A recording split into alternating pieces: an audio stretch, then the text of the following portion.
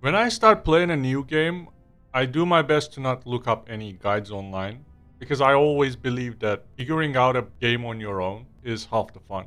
That's what I've been doing with Helldivers. I open up one of my own gameplay videos I recorded and just watch it through and try to figure out anything that catches my eye. And about Helldivers 2, I figured out 3 mechanics that helped me out greatly, and I wanted to share them with you. Without further ado, let's start with number 1. These thick green fogs that you may see on the map are not actually just random environmental effects. They actually mean there are high concentrations of enemies in that smoke. So if you see these smokes far away from you, or if these smokes envelop you, you should know that there are enemies there. Especially if you are enveloped by the smoke, it means that you are in dire danger because enemies will be all around you and they will keep spawning all around you.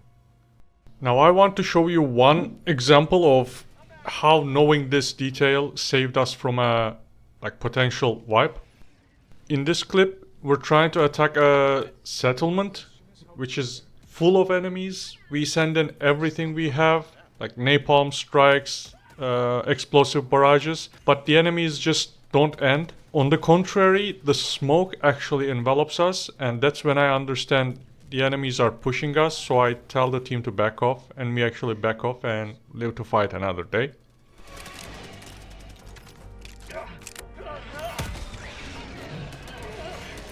Okay, you need to fall back. Yeah, let's. Spores are getting really tight, holy shit. So if you realize that you can't see 2 meters ahead of you, you should know that you're caught up in the smoke, which is called Gloom in the game. And notice how when I run backwards, I can actually get out of the smoke and actually see around me more clearly. That means I'm not in grave danger. Now, since I only just started playing the game, I don't know if this effect happens with other factions like automatons and illuminates, but something tells me they also have a similar mechanic, so in the future when I play against them, I will try to update this video and let you know if the same mechanics applies to those factions as well. For my second tip, I want to talk about armor types. In the game, enemies have 4 different armor types, which are light, medium, heavy, and tank armor. And in a corresponding manner, all stratagems and weapons also have different armor penetration capabilities, which are light, medium, heavy armor penetration, and anti-tank. However, if you take 2 weapons, both light armor penetrating, they will not be equally good at penetrating light armored enemies.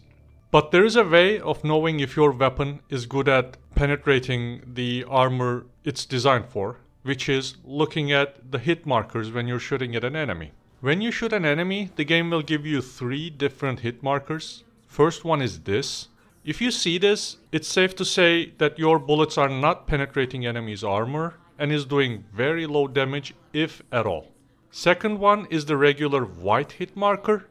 This means your ammos are penetrating enemy armor, but still, a lot of damage is getting absorbed by the enemy armor. The third hit marker icon is the red one. If you see this one, it means your weapon is chewing through enemy armor like hot knife through butter, and you are doing full damage. Now to show the difference between 2 weapons, each light armor penetrating, I will take 2 weapons. First one is LAS-5 Scythe, and the second one is AR-23 Liberator. Both of them are light armor penetrating. Now let's see how they perform against small enemies in 2 different games. For Scythe, you can see a lot of the shots are bouncing off of enemy armor, so we're missing a lot of damage opportunity here. With Liberator, however, against the same type of enemy, we get mostly red hit markers, which means we are dealing full damage. So this begs the question, why should I use Scythe over Liberator? Well, from what I've seen in Helldivers 2, each weapon has a certain compromise. Scythe is an energy weapon, so it operates on heat. When you shoot it for too long and overheat, you need to change the cooling mechanism. You get 4 of those. If you manage heat properly, you don't need to reload at all. So for the whole game, you will never need to call resupplies or stock up on ammo. Liberator, however, you get 8 magazines and, well, because it fires regular rounds, you will eventually have to reload. It's a compromise. If you are good at keeping enemy far from you and only dealing with a couple pesky enemies, you can get away with using an energy weapon and it could be very useful. But if you don't feel comfortable with that and need something that can dispatch enemies with a couple shots, you will want a ballistic weapon. So that's a compromise you should be willing to make.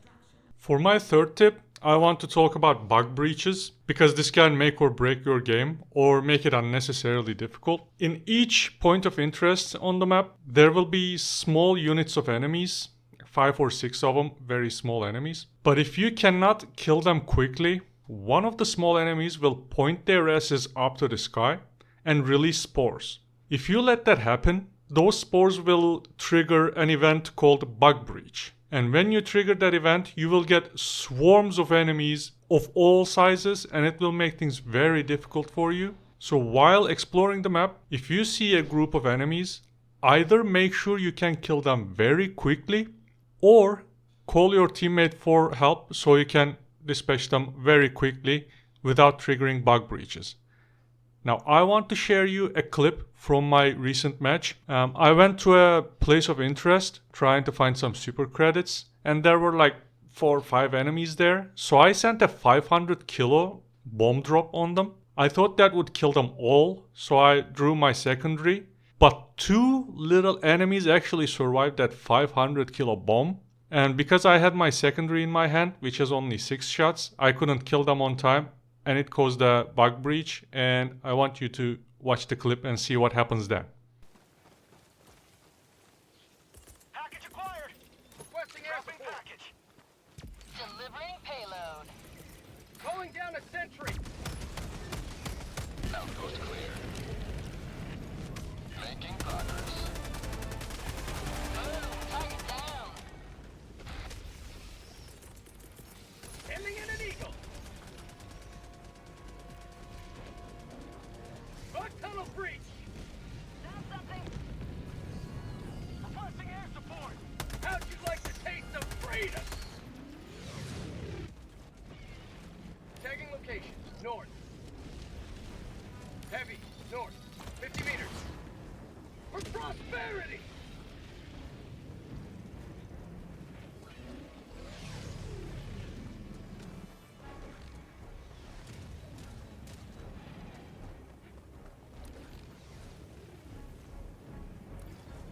Found something. Have a taste of democracy!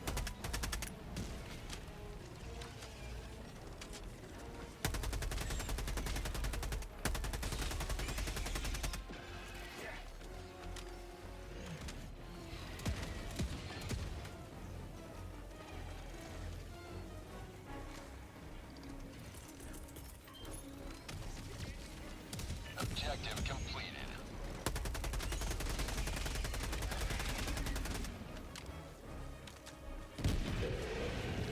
Requesting fortifications!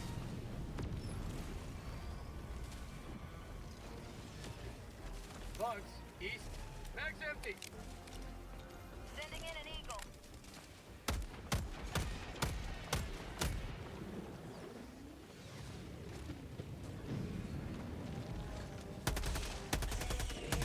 Bug outpost spotted. Prepare to exterminate. Heavy, east. 50 meters.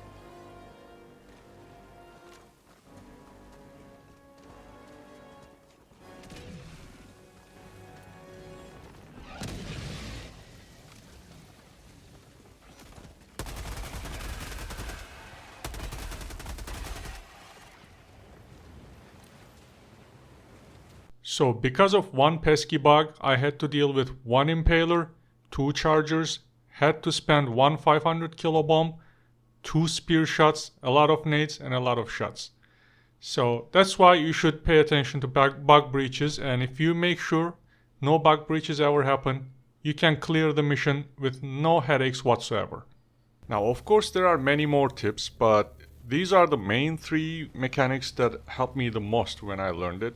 So I hope they also help you in your games, and if they do, feel free to drop a like, a comment, and if there are any other little tiny tips you have, feel free to write them in the comments. And yeah, my biggest tip is just enjoy the game, and I'll see you later.